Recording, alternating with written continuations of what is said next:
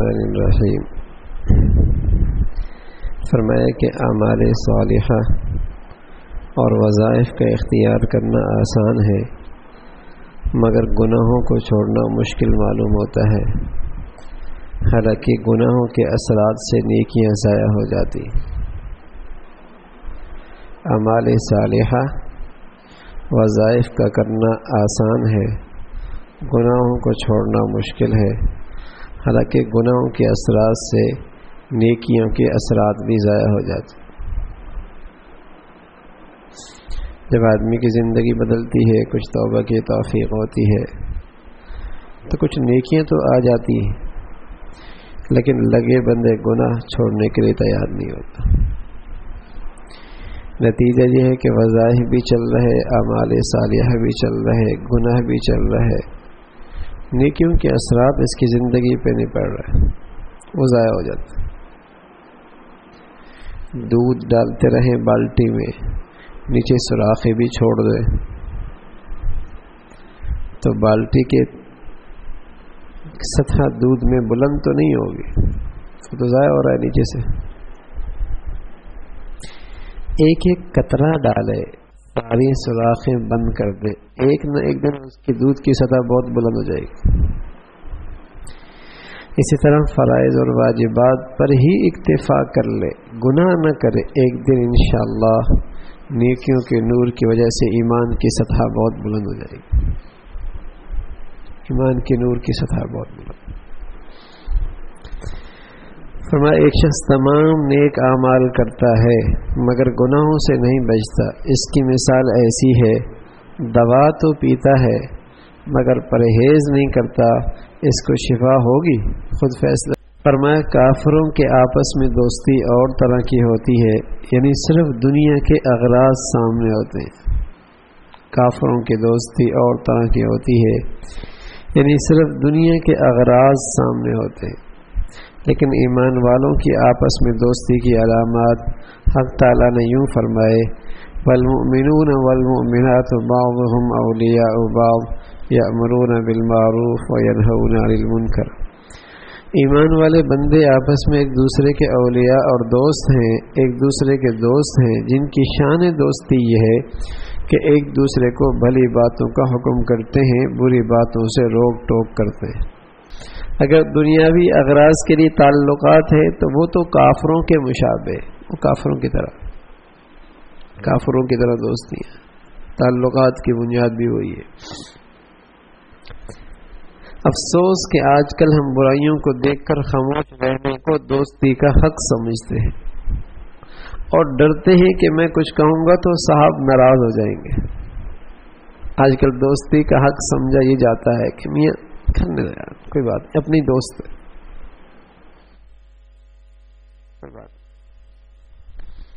فرمایا افسوس کہ آج کل ہم برائیوں کو دیکھ کر خاموش رہنے کو دوستی کا حق سمجھتے ہیں اور ڈرتے ہیں کہ کچھ کہوں گا تو صاحب ناراض ہو جائیں گے، دوستی ختم ہو جائے گی.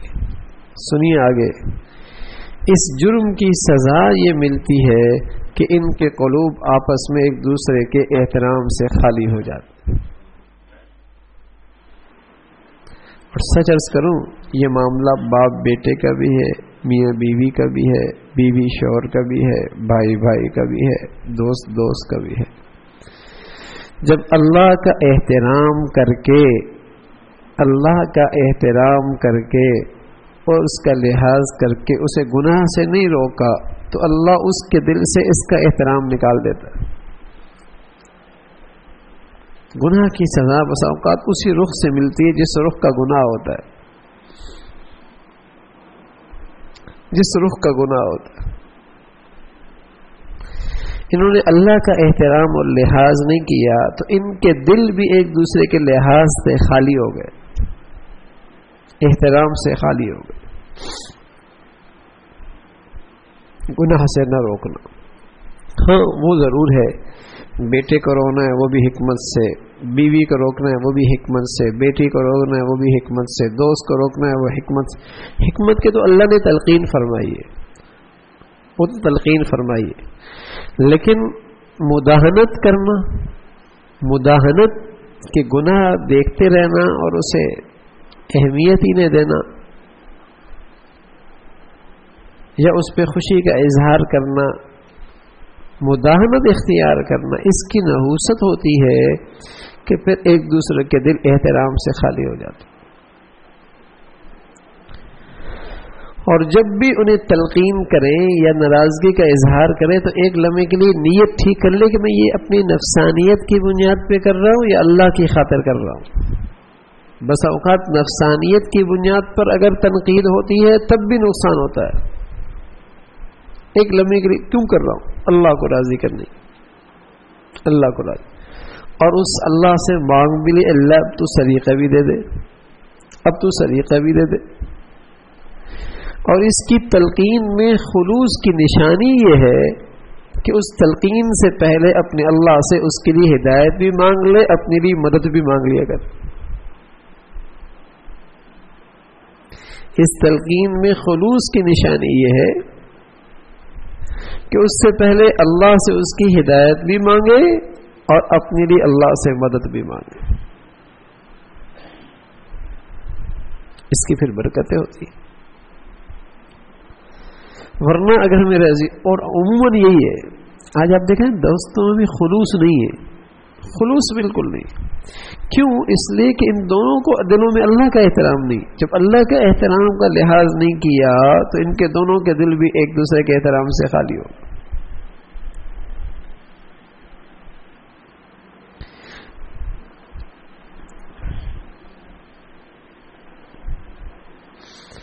فرمایا دوستی ختم ہو جائے گی۔ اس جرم کی سزا یہ ملتی ہے کہ ان کے قلوب آپس میں ایک دوسرے کے احترام سے خالی ہو جاتے ہیں، ہر ایک دوسرے پر غائبانہ تنقید اور غیبت کرتا ہے۔ یہ سزا مطابق عمل ہے، جیسے گناہ ویسی سزا۔ اللہ کا احترام کا خیال نہیں کیا، اس کا لحاظ نہ رکھا، ان کے دل ایک دوسرے کے لحاظ سے خالی ہو گئے۔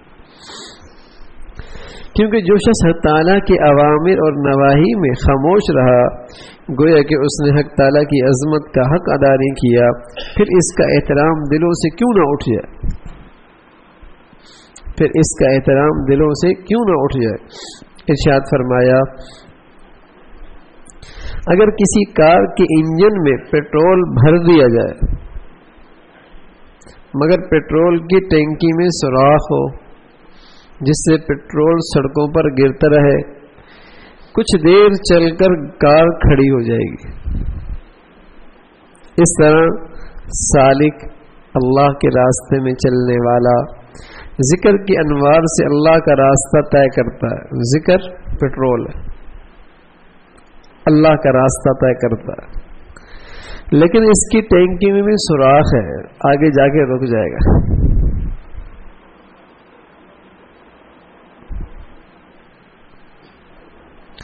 مگر دل کے نور کی ٹینکی کو شیطان اور نفس آنکھ، کان، زبان وغیرہ کے گناہ سے خالی کر دیتے، جس سے سالک کی ترقی رک جاتی ہے۔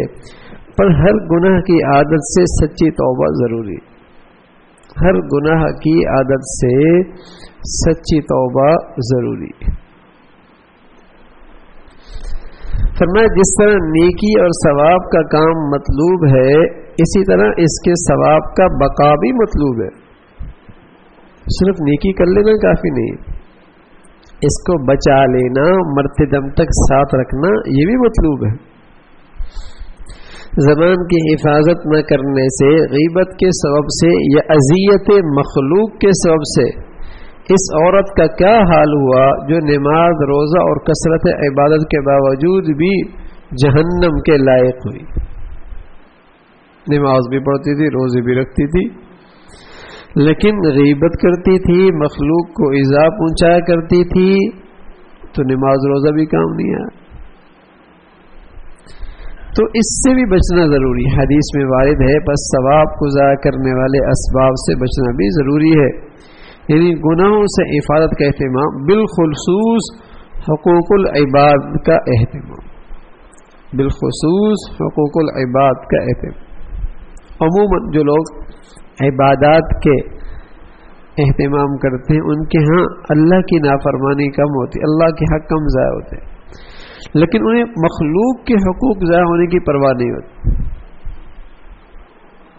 مخلوق کے ساتھ ان کے معاملات کیسے، معاشرت کیسی ہے۔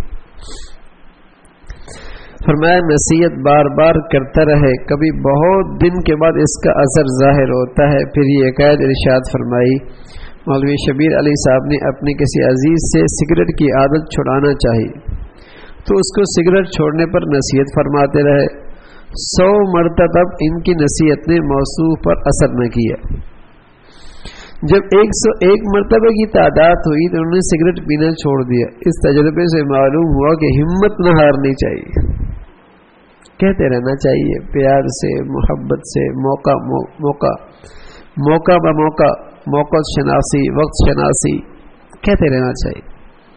تو اللہ کی اجازت سے امید ہے آہستہ آہستہ ان چیزوں سے آدمی ساتھی، دوست، متعلق، ماتحت محفوظ ہو جاتا، کہتے رہنا چاہیے۔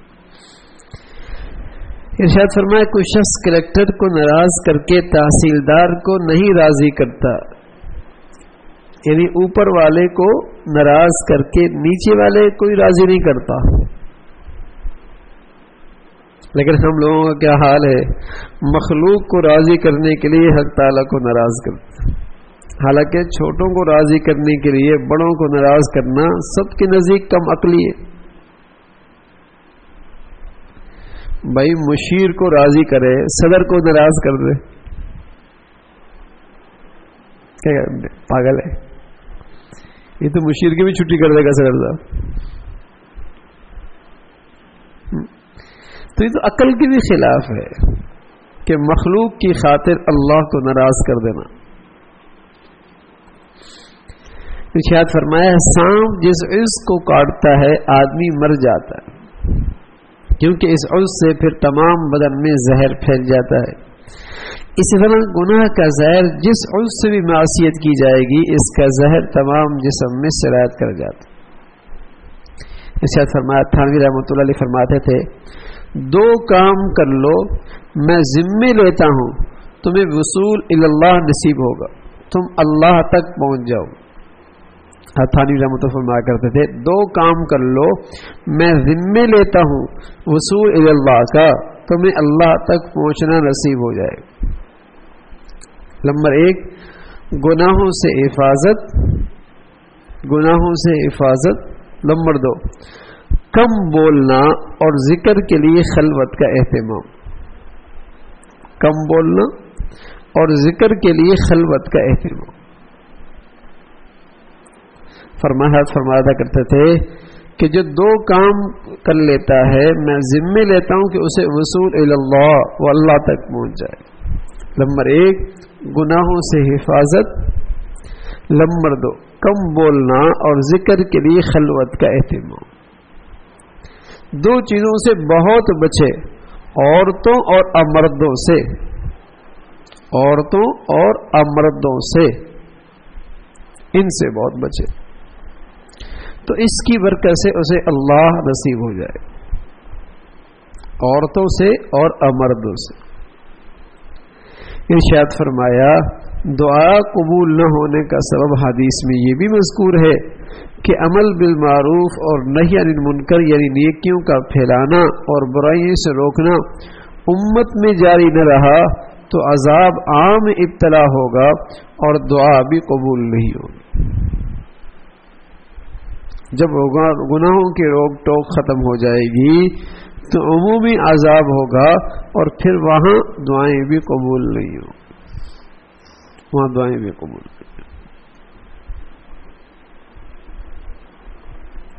فرمایا منکرات پر روک ٹوک کی عادت اہل علم میں بھی کم ہوتی جا رہی ہے، جس کی وجہ سے منکرات پھیلتے چلے جا رہے، منکرات پھیلتے چلے جا رہے۔ علامہ عبد الوہاب شیرانی رحمۃ اللہ علیہ نے فرمایا جو بات نامناسب دیکھو اگر وہ دین کے قدردان ہیں تو اس وقت مناسب عنوان سے کہہ دیا جائے، اگر وہ نہ قدردان ہیں تو تنہائی میں سمجھا دیا جائے۔ فتویٰ عالمگیری میں یہ مسئلہ تصریح سے مذکور ہے، اگر مخاطب کے قبول کرنے کی پوری امید ہو تو امر بالمعروف اور نہی عن المنکر کرنا واجب ہو جاتا ہے۔ جہاں یہ امید ہے کہ میرے کہنے سے یہ گناہ سے باز آ جائے گا اور یہ گناہ سے رک جائے گا، وہاں یہ کہنا واجب ہو جاتا ہے، وہاں یہ کہنا واجب ہو جاتا ہے اس گناہ سے روکنا. کہہ تو دے. جہاں یہ پتہ ہے کہ دین کی قدر کرنے والا ہے، دین سے محبت کرنے والا ہے، تو اس کی رہنمائی کی جائے، اسے محبت سے بلایا جائے، بتایا جائے. ہاں، اسے محبت سے. دوستی کا حق یہی ہے، دوستی کا حق یہی. ٹھیک. یہ کون سا طریقہ ہے کہ وہ زہریلا بسکٹ کھا رہا ہے اور آپ ساتھ بیٹھے اور کہہ رہے کھاتا رہے کھاتا رہے؟ یہ کون سی دوستی اور یہ کون سی محبت اور یہ کون سا تعلق ہے؟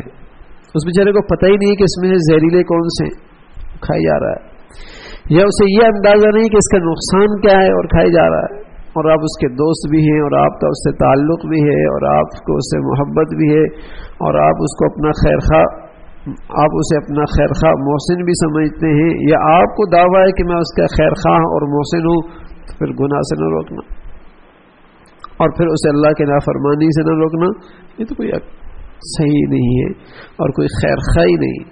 ہاں، عنوان مناسب ہو اور عجب نہ ہو، تکبر نہ ہو، اسے حقیر نہ بنایا جائے، اسے ذلیل نہ کیا جائے، اس کی تذلیل نہ ہو، اس کی تحقیر نہ کی جائے، اس کی عزت نفس لوگوں کے سامنے مجروح نہ ہو.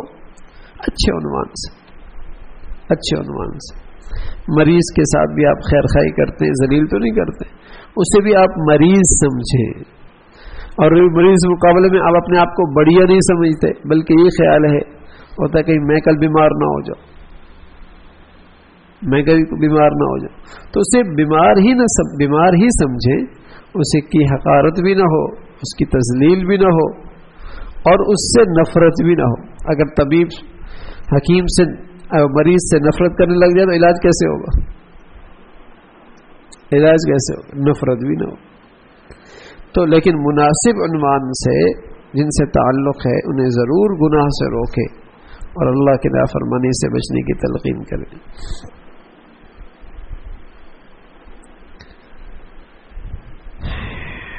ماشاءاللہ ہمارے اکابر کی طرف سے ایک کام ہو رہا ہے جو سارے عالم میں پھیل چکا ہے. اس کے ذریعے سے اچھی باتوں کا خوب پھیلایا جا رہا ہے. اگر برائیوں کو مٹانے کی بھی محنت ساتھ ساتھ رہے تو انشاءاللہ اچھائیوں کا پھیلانا فرض کفایہ ہے، اسی طرح برائیوں کو مٹانا بھی فرض کفایہ. آج اس سلسلے میں بہت غفلت ہو رہی ہے. اللہ تعالی ہم سب کو احساس ذمہ داری عطا فرمائے. جب گناہوں کی روک ٹوک ختم ہو جاتی ہے نا، پھر معاشرے میں وہ گناہ ایسے رچ بس جاتے ہیں کہ ان کے گناہ ہونے کا احساس نکل جاتا، ان کے گناہ ہونے کا احساس نکل جاتا. جب گناہوں کے روک ٹوک نہیں ہوتی تو ان کے گناہ ہونے کا احساس نکل جاتا. یار یہ تو سبھی کر رہا ہے، لیکن جب روک ٹوک، اچھا غلط کام کر رہا ہوں، غلط کام، اچھا یہ بھی غلط ہے. جو گناہوں کی سطح بلند ہوتی جا رہی ہے اور روز بروز ایک سے بڑھ کر اوپر والا گناہ، وجہ وہی ہے، کوئی روک ٹوک نہیں، کوئی روک ٹوک نہیں، تو وہ احساس ہی ختم ہو گیا. بلکہ بس اوقات جوان بچے پوچھتے ہیں اچھا یہ بھی گناہ ہے، نے اسے کبھی سنا ہی نہیں، نہ بڑوں سے، نہ خاندان سے، نہ تعلیمی اداروں سے، نہ کسی ایسے ماحول، اچھا یہ بھی گناہ ہے، تو روک ٹوک نہیں ہوتی.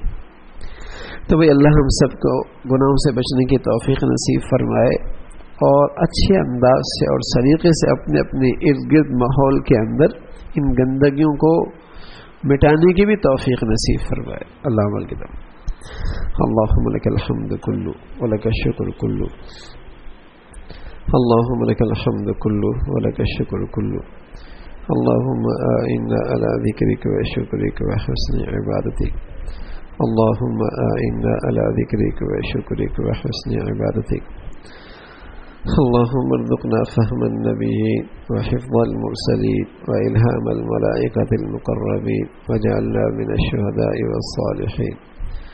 اللہم ارزقنا فهم النبیین و حفظ المرسلین و الہام الملائکۃ المقربین وجعلنا من الشہداء والصالحین. اللہم انا نسألک رضاک والجنہ ونعوذ بك من سخطك والنار اللهم إنا نسألك رضاك والجنة ونعوذ بك من سخطك والنار. وصلى الله على سيدنا محمد وعلى آله وأصحابه أجمعين برحمتك.